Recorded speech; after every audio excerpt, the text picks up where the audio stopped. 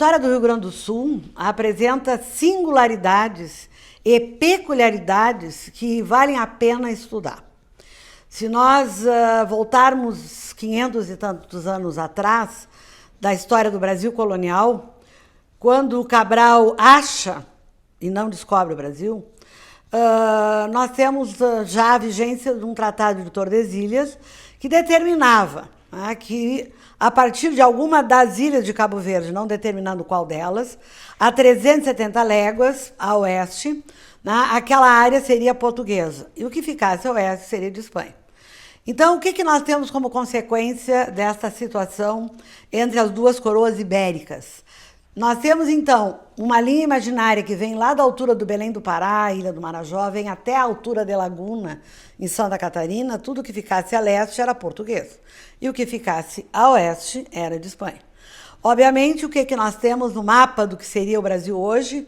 Todo o oeste do Brasil, todo o norte e todo o sul, praticamente, quando eu digo sul, abaixo, oeste do Paraná, oeste de Santa Catarina e o Rio Grande do Sul, eram de Espanha.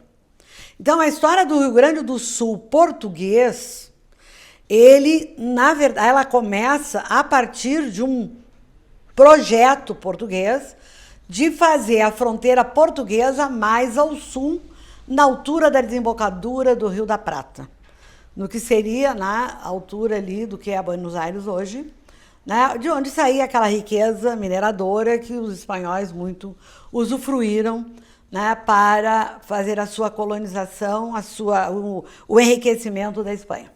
O que acontece? A partir do momento que Portugal ousa fundar uma colônia do Santíssimo Sacramento, a partir de janeiro de 1680, nós vamos ter vis-a-vis duas coroas ibéricas em beligerância.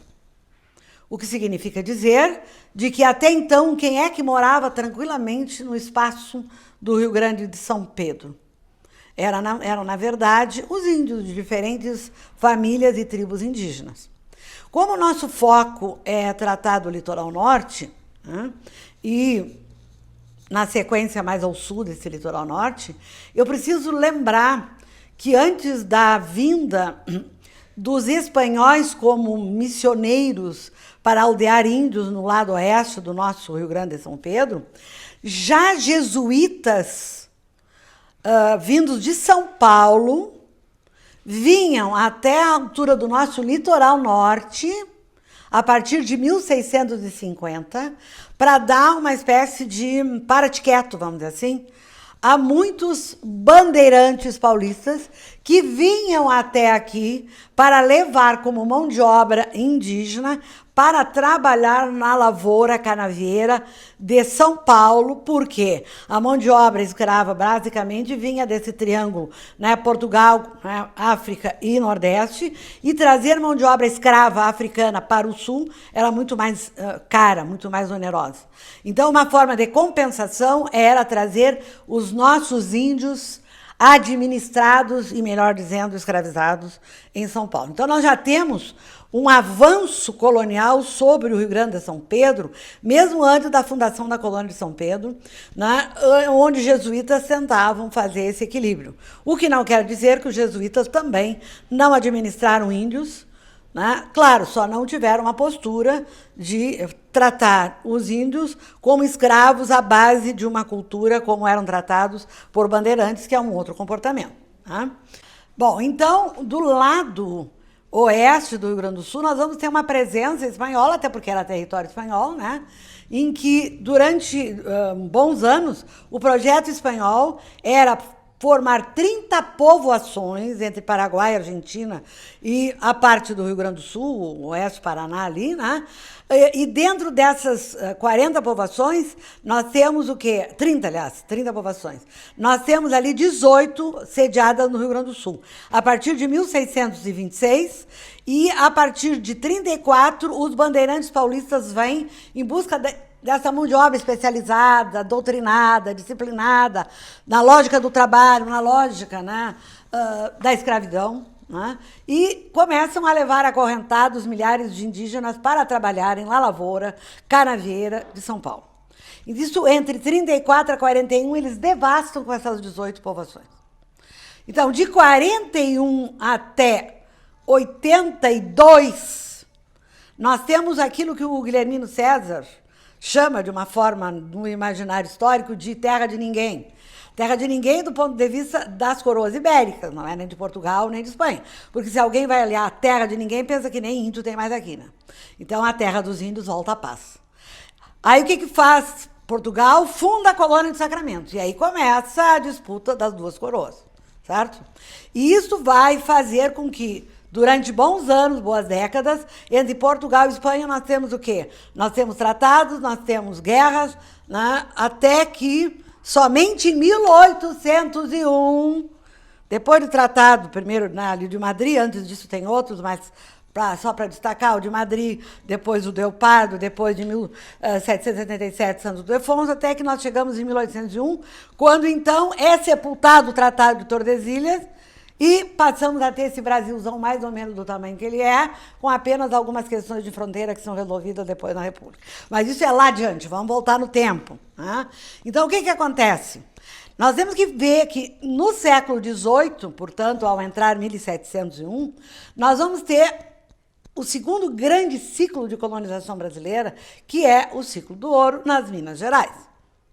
E isso vai fazer com que a coroa ibérica portuguesa, ela estimule de diversas capitanias brasileiras, saiam os sem trabalho, né, para virem no extremo sul do Brasil meridional, da América Meridional, em busca do ouro ambulante, que é a mula. Onde é que elas existiam? E muitas. No norte da Argentina, que era o grande criatório que estava calmo, porque as jazidas de prata de Potosí, que os espanhóis exploraram durante bons anos, já estavam esgotadas. E lá estavam os criatórios disponíveis para essa mercadoria ser importada para servir a nova lógica agora do ouro das Gerais. Então, os desempregados saem de diversas capitanias e vão buscar a mula. Então, eles atravessam a Argentina, vindo na direção do extremo sul, percorrendo, então, o que seria o Uruguai, vem pelo nosso litoral e vem até a altura do que seria Santa Catarina, Morro dos Conventos. No primeiro momento, nós temos o caminho antes, o caminho do litoral. O caminho do litoral é o caminho que vai bordejando o mar, certo? Esse caminho do litoral, a gente já tem uma descrição do Domingos de Filgueiras, que é um servidor da coroa portuguesa, que descreve sobre os percalços da perda de animálias por conta do mar que leva, ou dos rios, Tramandaí, o rio Mampituba, Araranguá, que jogavam os bichos para o mar. Né? Então, não, peraí um pouquinho, vamos ter que melhorar essa estrada real. Né? Então, já tinha um ponto de parada para cobrar os direitos. No que seria a altura hoje ali de Tramandaí, em Bé, nós tínhamos já uma guarda ali. Guarda, leia-se o quê? Leia-se um pedágio para a cobrança de direito da coroa. Tá? Bom, o que acontece? Aí passa a década de 10, década de 20, aí o Sousa Faria, um outro servidor da coroa portuguesa, é estimulado a melhorar o caminho para agilizar esse comércio na altura do que seria o Morro dos Conventos Araranguá, que vai sair em cima lá na serra, lá de Coritiba, e vai estar até Sorocaba. Bom, o que acontece? Esse caminho atravessava 3 rios. O rio Tramandaí, Mampituba e Araranguá. Problemas ainda. Aí pedem que se abra um novo caminho, que se adentre na altura do que é Palmares hoje, nos campos de Viamão, que não é o município de Viamão, é uma parte, Viamão, município é uma parte desses campos de Viamão, porque o que é a Santo Antônio da Patrulha era Campos de Viamão, até a altura de Osório era Campos de Viamão, depois era Campo de Tramandaí. Né? Então, assim, nós vamos ter o quê? Nós vamos ter um outro caminho, que é o caminho da Serra, o caminho do sertão, ou chamado o caminho das tropas, ou caminho do Cristóvão Pereira de Abreu, que vai na altura do rio, passa por aqui, na altura do rio Rolante, a 6 quilômetros do que é a sede de Santo Antônio da Patrulha, ali o pedágio, a Guarda Velha de Viamão. O grande pedágio arrecadador com este comércio ambulante, que beneficiava e subsidiava a economia principal brasileira colonial, que é o ouro das Gerais, o ouro de diamantes. Bom, aí, o que isso significa dizer? Esse ir e vir de tropeiros, né, não só afugentaram os índios, que são os nossos primeiros povoadores, cuja cultura e contribuição histórica ainda é extremamente reduzida e reconhecida. A gente só ama o que conhece e só reconhece o que conhece. O que se desconhece não se valoriza. Então, assim, são poucos ainda os historiadores que vêm se debruçando sobre a importância, o significado e uma releitura real do significado dos índios na nossa formação étnica do Rio Grande, e em especial aqui do nosso litoral, que é a primeira área que começa a ser atravessada por conta, primeiro, né, dos bandeirantes paulistas que vêm aqui à caça dessa mão de obra e pela própria presença do ir e vir dos brancos, né, dentro do processo colonial, que afugentava índios minuanos, caaguas, charruas e os carijós que moravam no nosso litoral norte há cerca de 6 mil anos atrás, que viviam muito bem obrigado aqui, caçando, pescando, e na época invernosa iam lá para os campos de cima da serra catar pinhão, que era então a comida do inverno, e no verão a pesca e as raízes. E com esse ir e vir antes dos bandeirantes e dos tropeiros, nós começamos a ter, a partir desse processo colonizatório, né, através primeiro do tropeirismo, uma derrocada, né, e a gente pode até ser mais forte, uma leitura dizendo que os índios eram cruéis, que os índios, né, atrapalhavam, incomodavam os brancos. Na verdade, os brancos é que estavam desacomodando, né, o habitat e a lógica do cotidiano desses índios, que viviam muito bem com a sua natureza. Certo? Então, avançando. Então, o tropeirismo, ele acaba, né, vamos dizer assim, afugentando, espantando, retirando muitos índios que sobem a serra e vão para outras bandas. Assim como aconteceu com a Grande Amazônia, eles foram indo para o oeste. Bom, essa corrida para o oeste. Né? Bom, o que a gente precisa dizer? A gente precisa dizer que nessa altura da década de 1730, o caminho do sertão é mais ou menos 36, 37, não existe dia, mês e ano para isso, existe em torno de, porque os registros de batizados, de casamentos, nos deram até agora esse norte, até porque o primeiro livro de batizados de Santo Antônio desapareceu, não existe. Se tivesse, ainda seria mais norteador, de uma leitura mais clara desse começo, né? Aí o que a gente tem que dizer? Existe uma leitura de que a fundação do Rio Grande do Sul se dá pela chegada à terra do Rio Grande, que é um dos 4 primeiros municípios depois, e que lá o Silva Paz, em 17 de fevereiro, funda oficialmente aquele local como sendo a sede da comandancia militar portuguesa, o pé português oficial aqui. Beleza. Cristóvão Pereira preparou, vem o Silva Paz, se instala ali, Bueno, o que acontece? A fundação do Rio Grande se dá primeiro por uma lógica econômica, que é essa lógica do ouro ambulante, que é o ciclo da mula. Agora, claro, a sede oficial primeira, do ponto de vista político-administrativo da coroa, vai se dar em Rio Grande. Nada de rivalidade, é uma questão de leitura e interpretação. Tá? Bom, a partir de 1737, a realidade é essa. À medida que chega na década ainda de 30, nós precisamos dizer antes uma coisa importante. Antes de ser fundado o Rio Grande, a primeira sesmaria estabelecida no Rio Grande de São Pedro por portugueses não foi no litoral sul, foi no litoral norte. Aonde? Em Tramandaí. A tal Sesmaria das Conchas, do Manuel Gonçalves Ribeiro. Então, o que nós temos? A primeira sentada oficial portuguesa é no nosso litoral, onde nós estamos aqui. Ali está Portugal oficialmente dizendo: essa terra estamos conquistando, porque a ousadia era ir até a desembogadora do Rio da Prata. É o sonho português. Já com a fundação da Colônia do Sacramento, mas houve resistências e destruição e tratado, vamos comendo pelas beiradas, vamos indo. Tá? Então, a partir dessa primeira sesmaria, nós já temos várias na década de 30, na década de 40, e por aí vai se alastrando.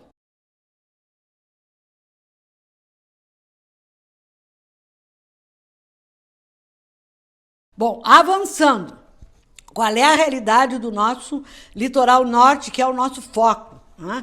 Se nós temos, então, sesmarias, quem é que trabalha nessas sesmarias? Mas eu preciso dizer uma outra coisa. Antes de nós termos a primeira sesmaria concedida, nós temos os arranchamentos. O que é um arranchamento? Os tropeiros nesse ir e vir, opa, isso aqui é o novo Eldorado, terra de conquista. Eles vão se arranchando, fazendo um rancho, vão se achinocando com a chinoca, com a Índia, vão se acasalando, já vão fazendo o processo de miscigenação entre índios e esses que vêm das outras capitanias para esse território.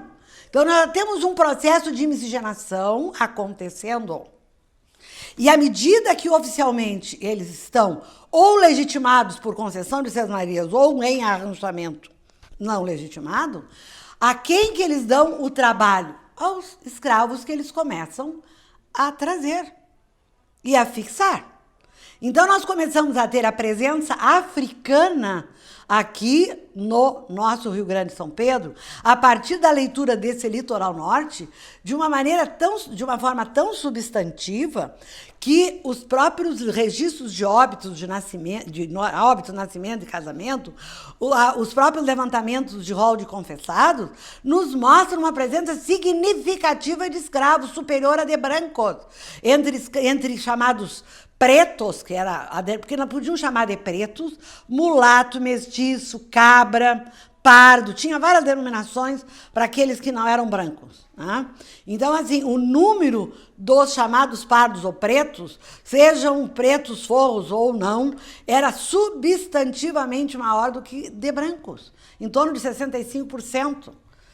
Então, o que mostra uma presença africana tão importante que, infelizmente, para um estudo genealógico das famílias, há vácuos, há buracos de constituição étnica quando se vai fazer a genealogia das famílias dos que povoaram o nosso litoral e esse nosso, né, essa faixa litorânea entre o litoral norte e o litoral sul.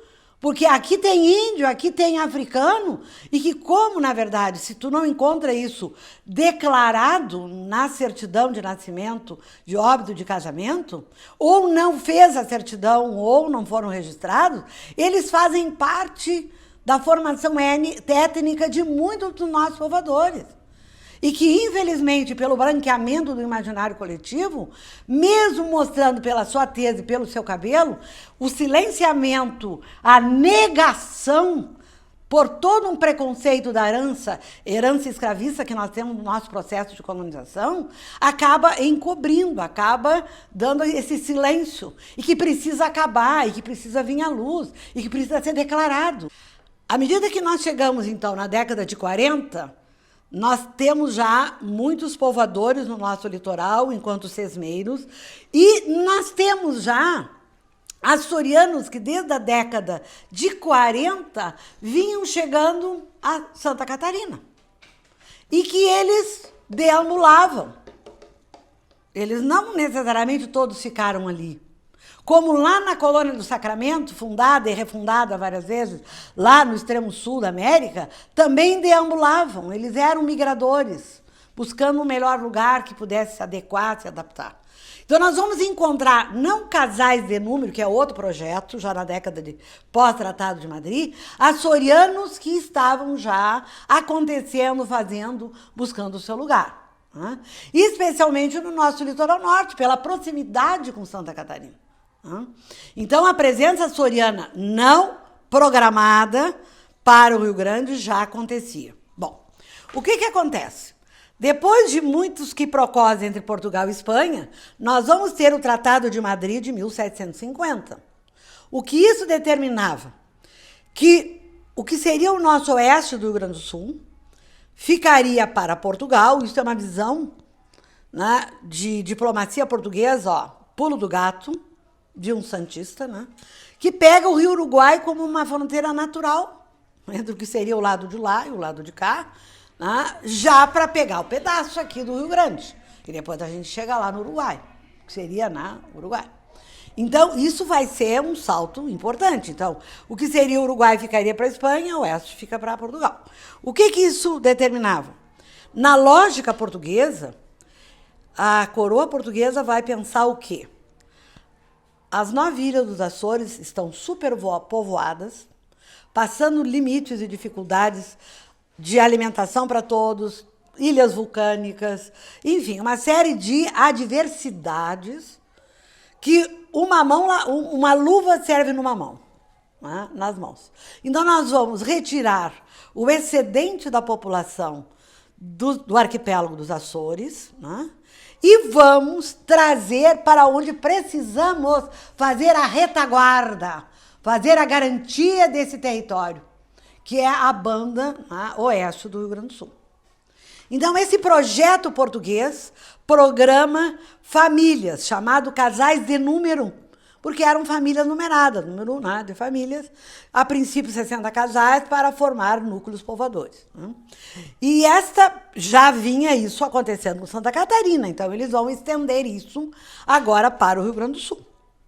Então, já no final de 51, já está em trânsito para iniciar em 52 a chegada destes casais de número para destinarem à ocupação do oeste do Rio Grande de São Pedro. Mas o que vai acontecer? O índio, essa terra tem dono.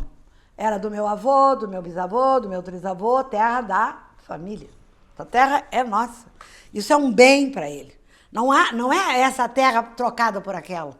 É toda uma tradição, né, familiar. Então, os índios resistem, fazem a Guerra Guaranítica, e nessa hora as duas coroas ibéricas se juntam para acabar, né, com a resistência indígena. Do meu ponto de vista como historiadora, para mim, a primeira guerra popular, primeira guerra de povo, que acontece no Rio Grande do Sul. Primeira resistência popular. Fantástica. Resistindo a duas coroas que se juntam em armas. E aí, claro, temos como um símbolo dessa guerra o Sepete Araujú. Então, em 56, a guerra termina. Mas, enquanto isso, os açorianos estão chegando. O que acontece? Qual a assistência da promessa de toda, né, um acompanhamento destes que vêm para cá? Salve-se quem puder. Vamos se ajeitar. Então, eles entram pelo Porto de Rio Grande e vão se colocando.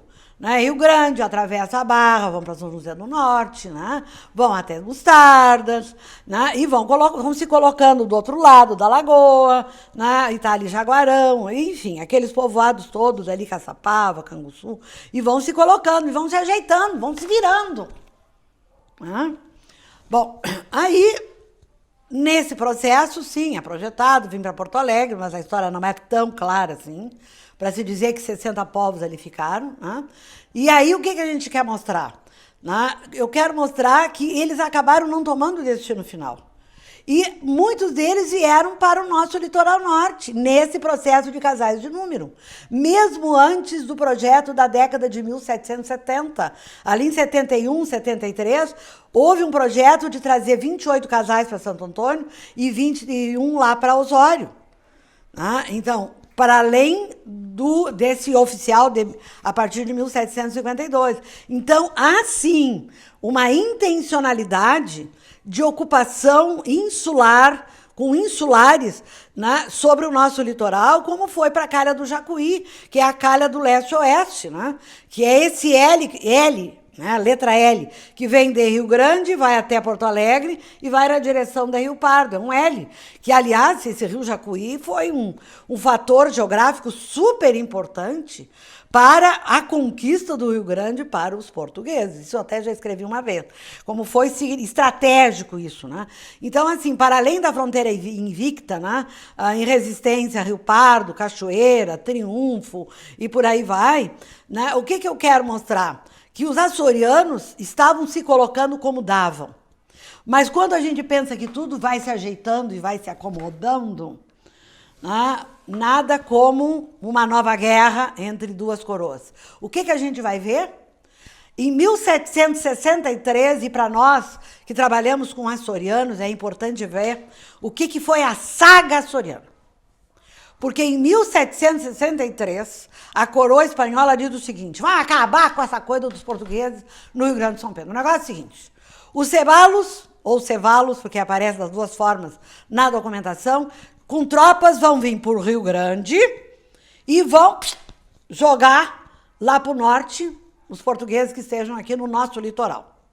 E Vertiz e Salcedo, com suas tropas, vêm por Rio Pardo, vão fazer uma cunha, vão botar tudo lá para Santa Catarina e fazer valer de volta o Tratado de Tordesilhas. E aí o que acontece? Acontece que essa invasão espanhola, salve-se quem puder. Ou seja, os açorianos se bandearam para tudo quanto é lado. Foi um processo migratório gigantesco que acontece a tal ponto de açorianos irem para o Uruguai e fundarem São Carlos de Maldonado. E o Moacir Domingues, para mim, um dos maiores genealogistas que já faleceu, infelizmente, ele conseguiu fazer essa costura, né, dessa expulsão por conta beligerante desses açorianos que vão para São Carlos e fazer o elo de parte de familiares que ficaram aqui no nosso litoral, não só em Santo Antônio, mas Conceição do Arroio, até todo, e que outra parentada ficou lá no Uruguai, ou ficou no extremo sul do Rio Grande do Sul. Então, esse mosaico de presença açoriana para tudo quanto é lado, de açorianos que estavam aqui, é uma coisa fantástica, que nós acabamos perdendo familiares que estariam se acomodando aqui e que acabaram não conseguindo isso por conta dessa invasão espanhola. Bom, como se não bastasse, eu quero dizer o seguinte, a gente costuma dizer sempre que a cultura açoriana, lá em Santa Catarina, é muito forte, é muito visível, é muito evidente, mas é óbvio. Eles foram colocados na mesma condição que eles viviam lá nos Açores, à beira-mar, à beira-água. Então, recuperar e reconstituir o seu cotidiano, a sua cultura, reavivar as suas memórias, né, os seus comportamentos ali, tranquilo. Agora, o que acontece com os açorianos do Rio Grande? Eles foram jogados, ilhados por terra, por tudo quanto é lado. Eles retiraram deles, né, o modus vivendi, né, a forma deles se colocarem.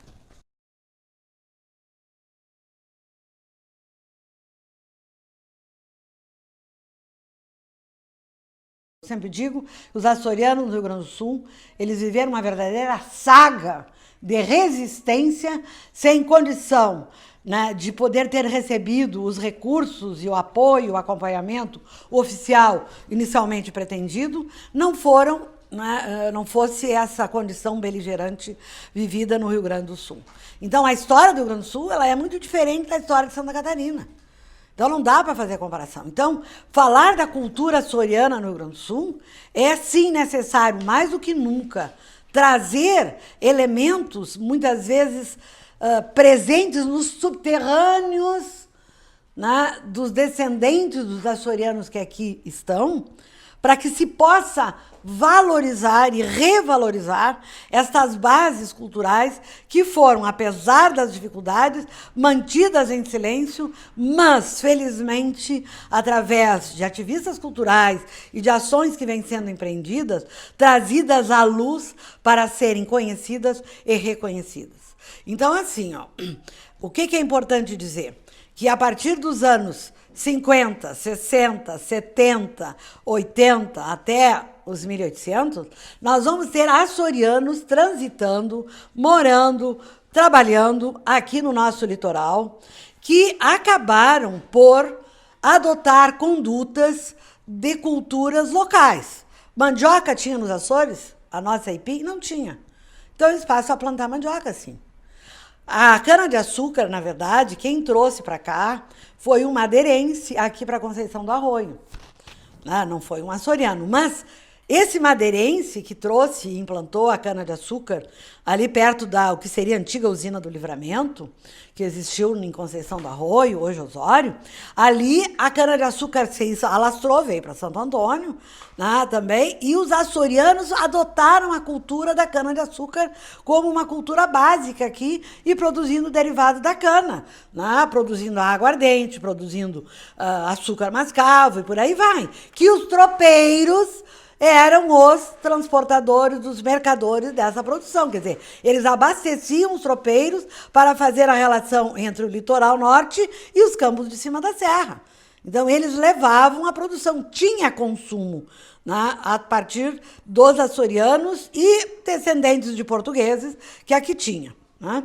Eu preciso voltar um pouquinho para dizer que, na década de 30, chega à beira da Lagoa Formosa um açoriano chamado Manuel de Barros Pereira.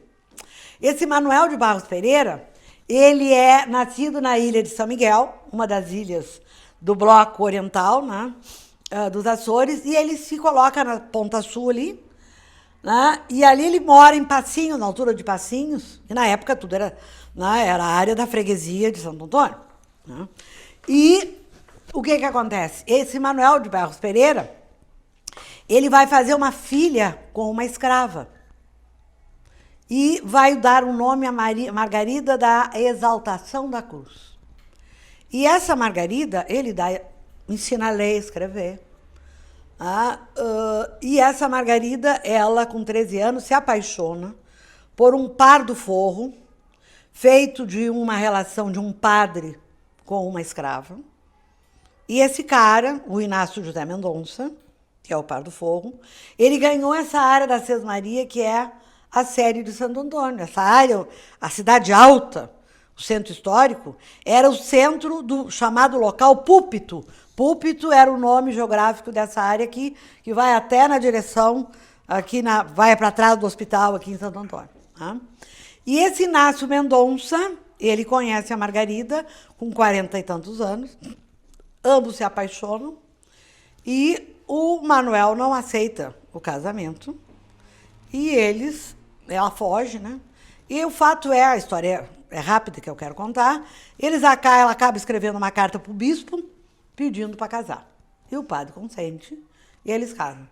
E a promessa que eles fizeram para casarem-se era fazer uma capelinha em homenagem ao Santo Antônio. Né? Então, a primeira capelinha na avenida principal é de um pardo forro e de uma parda, né, que, na verdade, não nasceu escrava, né, filha de um açoriano com uma escrava. Vejam a riqueza da miscigenação desse nosso litoral norte. Né?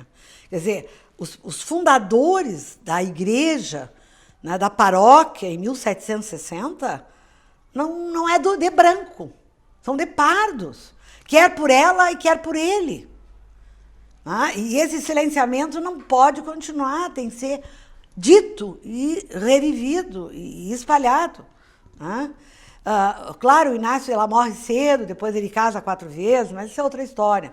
O que eu quero mostrar é que nós vamos ter uma escravaria muito significativa aqui no nosso litoral, porque já na década de 60 para 70, havia no nosso litoral um mercador, um comerciante de escravos, chamado José Bernardes Vieira. Em alguns documentos ele se diz Bernardo Vieira, mas ele aparece mais como José Bernardes Vieira. Ele trazia escravos do Rio de Janeiro e os vendia para os donos de canaviais, de bananais, de mandioca do nosso litoral norte, certo? E a documentação dele diz muita coisa. Diz que ele vendia e os donos desses compradores, esses que compravam escravos, começaram a se queixar de que os escravos que ele trazia do Rio de Janeiro, eles eram muito ladinos, que eles acabavam por roubar mulheres, né, porque aí tem que ser dito, muitos escravos desse litoral se aquilombaram, não só no Morro Alto, na zona de Mostarda ali, e de Palmares. E não é à toa que a gente tem no Cará um nome chamado quilombo, que ainda precisa ser descoberto. O nome quilombo, o nome topográfico, a toponímia, ela diz muito, né?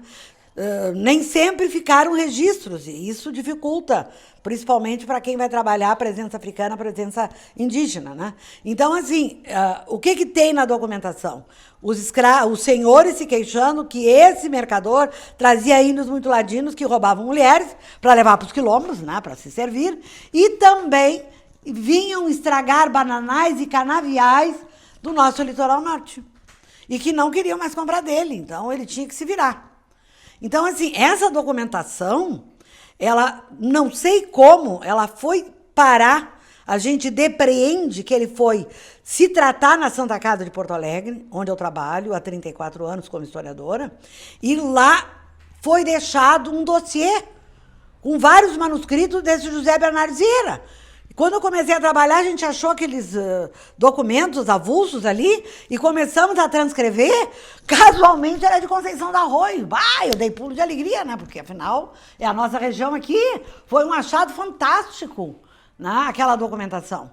E já serviu de tese, de dissertação, de mestrado e tudo mais. Pela riqueza de informações, são cerca de 200 papéis avulsos, assim, que esse José Bernardes deixou, ele, de mais ou menos, 1760 e poucos, e vai até 1820 e poucos, por ali, e depois desaparece, sinal que ele morreu.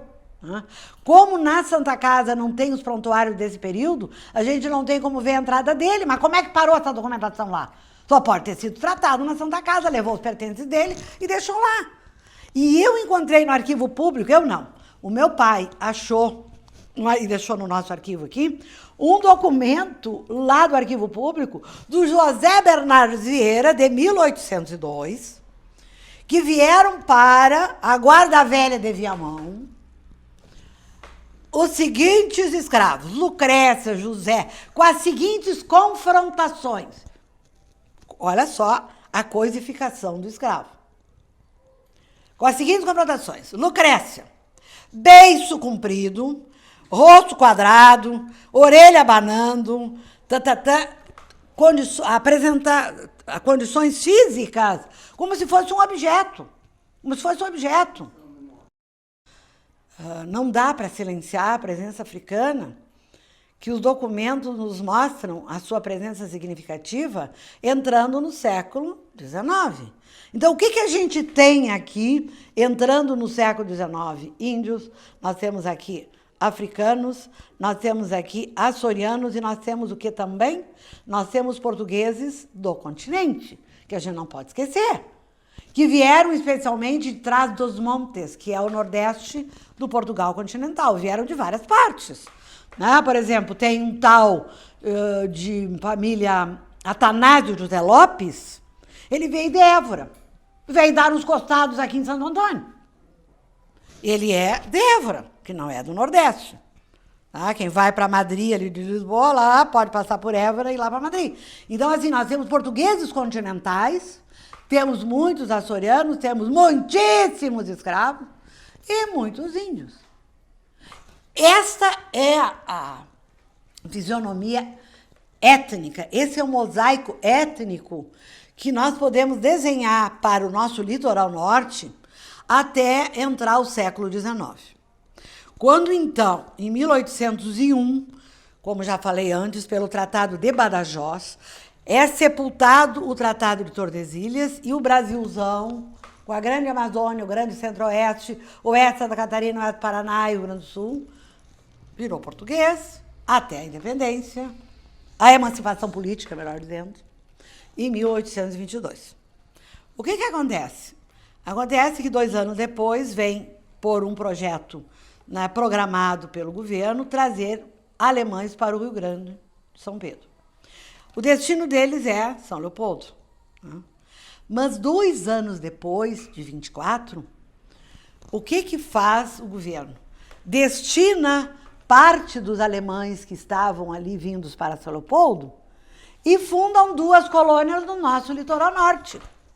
A colônia São Pedro, junto a Torres, e junto ao rio Três Forquilhas, mais ao sul um pouco, a colônia de Três Forquilhas, com protestantes, e a de São Pedro com católicos, onde o padre Vosges, em Três Forquilhas, Ele era um coronel lá da colônia, né? Ele atendia protestante, atendia católico, era comerciante, tinha bodega, tinha armazém, tinha tudo. Tá? Como tinha padre aqui em Santo Antônio, o padre João de Oliveira Lima, que rezava a missa, quando saía da missa, ele tirava a batina, agora terminou a vida do sacerdote, agora começa a do homem. Ia para casa da concubina, com quem ele fez quase uma dúzia de filhos. Então, hoje tem a família Padre de Santo Antônio, descendente desse padre aqui, da história. Tá? Então, nós temos a colônia de alemães em Torres, católicos e protestantes aqui em Três Forquilhas. Então, nós já abrimos um leque já de possibilidades de uma presença miscigenadora, né, que enriquece com a chegada dos alemães.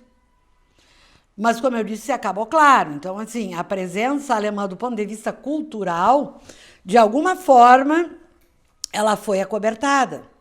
Né? A herança, vamos dizer assim, da presença açoriana se dá muito mais pela culinária, né, de famílias alemães ali, principalmente na colônia Três Forquilhas, um patrimônio edificado que ficou, que infelizmente muito já foi demolido, não foi tombado. Foi tombado no sentido de botar abaixo. Né? Então, assim, costumes religiosos protestantes, de uma herança, né, deles ali, ainda tem lá, mas, claro, dentro de uma lógica já mais moderna. Bom, adiante, o que eu quero dizer? Entrando, então, no século XIX, nós vamos ter, em 1809, a criação dos 4 primeiros municípios do Rio Grande do Sul, a saber, Rio Grande, Porto Alegre, Rio Pardo e Santo Antônio da Patrulha, vão formar a rede dos 4 primeiros municípios, como forma de garantir e não dar mais, né, azar de perder, depois de duras penas conquistaram os espanhóis, né, depois de muita dificuldade. Então, vamos botar a Câmara para poder resguardar esse território. Aí entra Santo Antônio, que é, na verdade, aqui, sede de todo o litoral, do que seria Palmares do Sul, divisa com Mostardas, porque Mostardas pertenceu a Rio Grande, como São José do Norte, enfim, aquele pedaço todo ali. E Santo Antônio da Patrulha, ele era todo o litoral norte até Torres, subindo a serra, passando por Rolante, subindo a serra, o que seria a Grande São Chico, né? Depois a Grande Vacaria, dentro dela a Grande Lagoa Vermelha.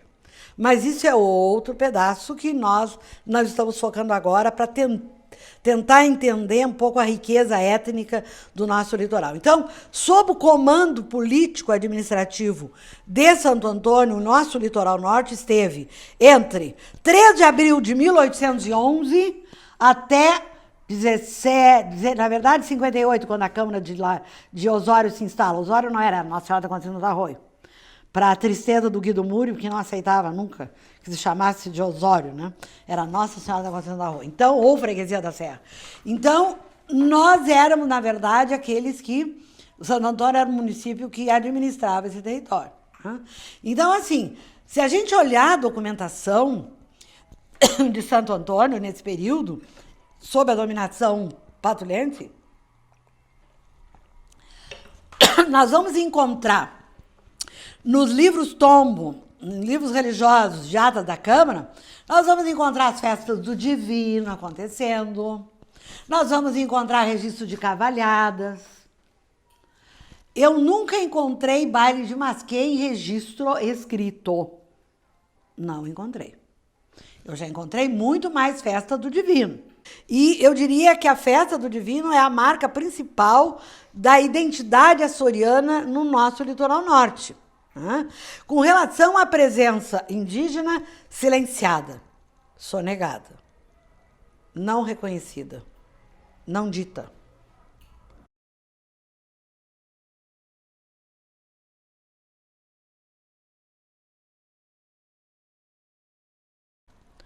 Mas avançando no século XIX, o que a gente tem que dizer? No século XIX, nós vamos ter, em 1875, nós vamos ter a presença italiana programada pelo parlamento brasileiro, focando o Rio Grande do Sul, como colonização propaganda. Vê como a história é cruel, a história real é cruel. Como muitos italianos eram trazidos para a lavoura do café em São Paulo, e eram tratados quase que como escravos, só não eram açoitados, mas o tratamento era, né, semi-escravo, os italianos não queriam vir mais para o Brasil. Iam para onde? Estados Unidos e para a Argentina. E tem muito italiano na Argentina e nos Estados Unidos. A gente acha que era só no Rio Grande do Sul? Não. Aí o que acontece? Vamos programar uma colonização propaganda. Vamos trazer italianos para o Rio Grande do Sul. Eles vão ganhar 48 hectares de terra, os alemães ganhavam 72, os açorianos ganhavam uma data que era 272 hectares, que é uma data, os sesmeiros ganhavam de 10 a 13 mil hectares, olha só, o nascimento, né, da concentração da terra está aí, né? Então, vem o italiano ganhar 48 hectares, para quem não tem nada lá na unificação italiana, lá, vem, opa, vamos ganhar terra, vamos ser proprietário de terra. E são jogados lá, certo? A partir da colonização nos campos da Grande Vacaria, lá, à beira do Rio das Antas, e na esteira vêm os poloneses, já na década de 80 nós vamos ter, aqui também no nosso litoral, italianos, leia-se Barra do Ouro, alemães já estão por ali, mas vem italianos, vem aqui no que seria, aqui no Entrepelado, que era a nossa área distrital do 7º distrito, nós vamos ter a colonização alemã. No Rolante, nós vamos ter na década de 80 alemães, que era nosso distrito até 1954. Na altura da Boa, ali depois vem italianos para a parte alta de Rolante, que é a Boa Esperança. Tem a colônia italiana até hoje, que produz vinho, né, e tudo mais. Então nós vamos ter um colorido alemão e italiano por esse lado também, que vai para o lado de Taquara, do Mundo Novo, Santa Cristina. Né? Mas a história não para aí desse mosaico étnico. Quando nós chegamos na década de 90, já na República, já na governança, né, do Júlio de Castilhos para o Borges de Medeiros, nós vamos ter a vinda de europeus, de todo um processo da Revolução Industrial acontecendo na Europa, expulsando gente da terra, e uma mão lava a outra, então é aqui que eles vêm. Então, há uma colonização programada a pedido do Barão de Cantagalo, que era um patrulhense, o homem mais rico da época em Santo Antônio da Patrulha, João Jesus Neto, né? E ele, então, pede que tragam europeus para cá. E ele foi atendido e virão para cá, a partir de 1893 para 94, nós vamos ter austríacos, suíços, suecos, húngaros, búlgaros, belgas, nós vamos ter alemães, italianos, poloneses, russos, prussos, portugueses novamente, tá? Que vem, tá, aqui para o Cará, que era a área de Santo Antônio, que se emancipou muito recentemente, 1995, era o nosso 5º, né, distrito. Então, foram para lá. Então, aqui, na Cidade Alta, tinha 2 acampamentos. Um aqui na Praça de Castilhos e outro lá no alto do cemitério. Eram 2 acampamentos.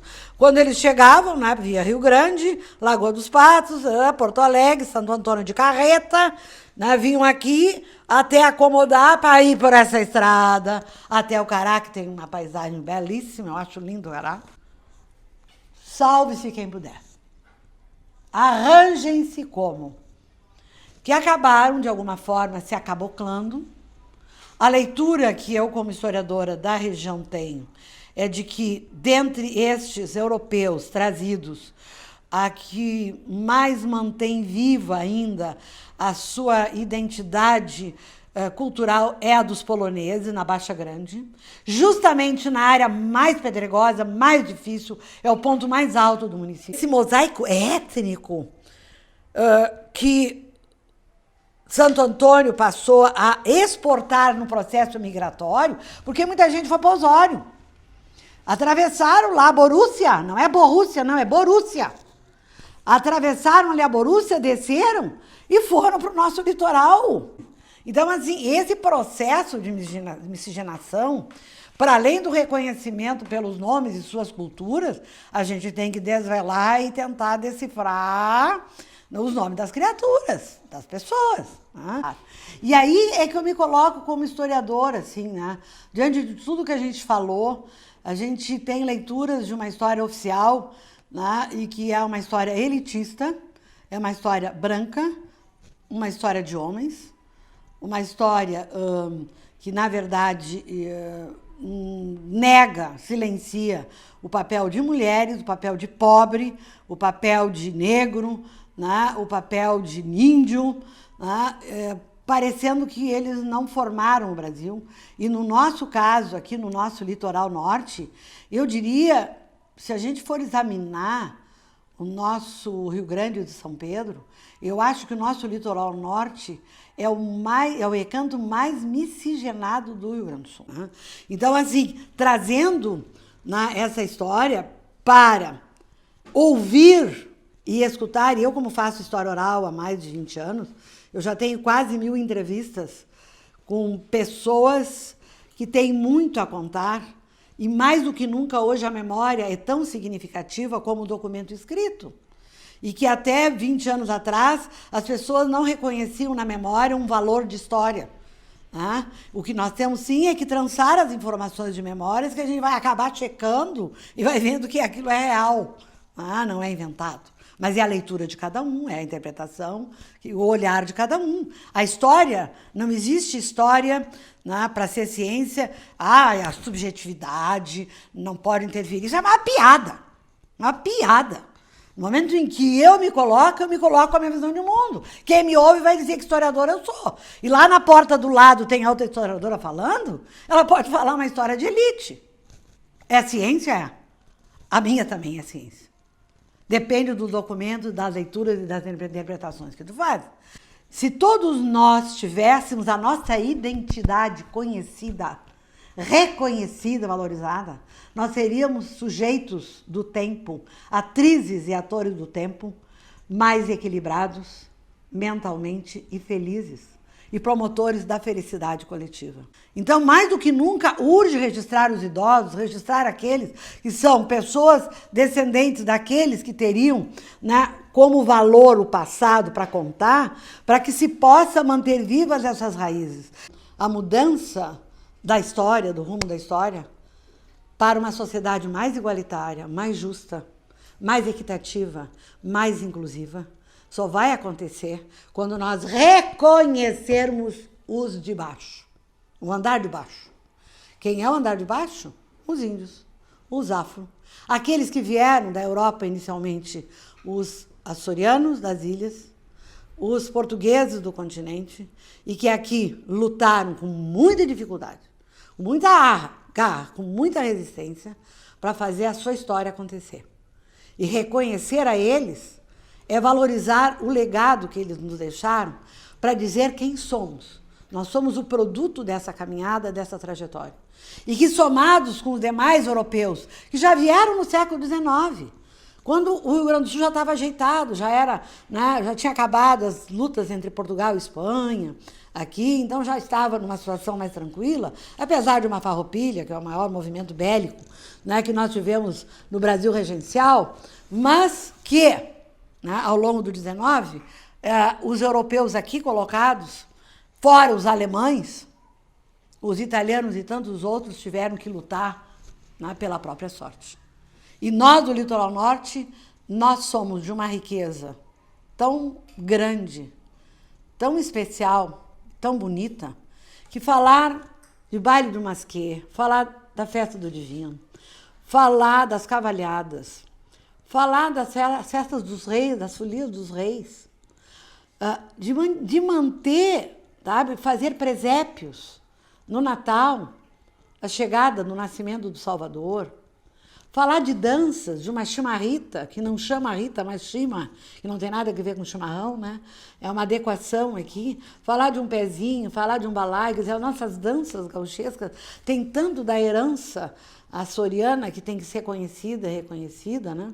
Então nós temos várias adivinhações, vários ditados, uma literatura popular riquíssima, com variantes de uma ilha para outra nos Açores, né? E que aqui foram recriadas também e que são de origem açoriana. Que a Lilian Argentina, a nossa saudosa amiga, junto com a Sônia Siqueira Campos, subiram o morro, desceram o morro, subiram o morro, para acolher essas manifestações culturais e que nós abeberamos hoje pelas mãos delas como folcloristas de proa, né? Então, assim, é preciso reconhecer quem faz e dar nome a quem faz, né? E não se apropriar. Então, reconhecer essas manifestações todas de música, de literatura, de arquitetura. Nós não temos uma arquitetura açoriana, nós temos manifestações dentro da arquitetura portuguesa que são de identidade açoriana. Né? A chaminé, o tamanho da janela, do puxado da cozinha. Né? Então, alguns elementos do nosso patrimônio edificado português, nós temos ali manifestações açorianas. Então, há uma manifestação de arquitetos que estudam a história da arquitetura que dão um freio. Não, peraí um pouquinho, a arquitetura portuguesa, ela não é puramente açoriana. Há, sim, singularidades dentro da arquitetura portuguesa que tem traços de identidade açoriana. Então, assim, se a gente for desenhar as várias manifestações, de pensar, por exemplo, aquelas colchas feitas de retalho, que era sobra. No meio da pobreza, o que tu faz? Para cobrir uma cama e para fazer um tapete para sair da cama. Né? Tu colhe os retalhos, né? E vai fazer os tapetinhos, vai fazer as colchas. Sobrou o pão. O que tu vai fazer? A sopa de pão velho. Isso o que é? Isso é açoriano. A sorda. Então, assim, ó, a cultura açoriana e a cultura afro, o que é o angu e outras coisas que a gente come na infância, né? Então, assim, há que pôr o bloco na rua. E o bloco está sendo feito. E eu sinto falta de uma busca pela presença indígena. Aqui é uma manifestação vera, né? Que eu acho que, claro, eles não deixaram restos escritos. Como os escravos eram registrados na compra e tudo mais, a gente acaba encontrando mais elementos, né? Mas dos índios, poucos. Claro, nós temos as estatísticas no século XVIII e XIX que mostram quantos índios, quantos escravos, quantos forros, né? Quantos pardos, quantos pretos, quantos brancos, né? Nós encontramos. Mas é preciso, né, recuperar um pouquinho mais essa visibilidade, né, nesse mosaico afro-açoriano, também a presença indígena. É o apelo que eu faço aqui no final como registro. Eu agradeço essa oportunidade, que esse projeto lindo, né, que vocês estão edificando, que ele possa trazer frutos de mexer com as consciências históricas, para que nos reconheçamos todos como tendo no nosso sangue, correndo o sangue de índio, todos nós temos, afro sim, né? E de grupos europeus, que tu pode ter açorianos, portugueses, açorianos continentais, alemães, italianos, mesmo que tu seja branco, né? Não tem como negar essa riqueza, né? Esse mosaico, esse processo de miscigenação que brotou um litoral norte e um corredor litorâneo entre o litoral norte e o litoral sul, né, que tem também suas riquezas, suas manifestações identitárias, também muito interessantes, muito bonitas. Mas é óbvio que, como historiadora do litoral norte, né, eu conheço mais esse nosso recanto aqui.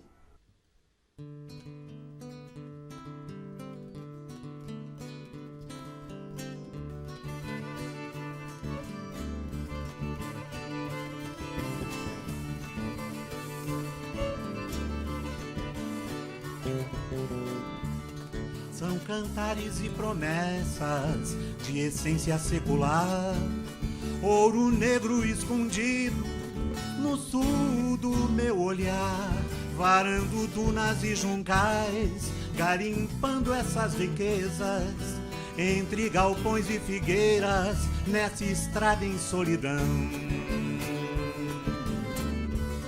São burras escondidas nessas terras quilombolas, lugar de mar e lagoa, onde o tempo pelo tempo se perdeu. Na trilha da Ponte Pedra retumba um tambor milenar. Na trilha da Ponte Pedra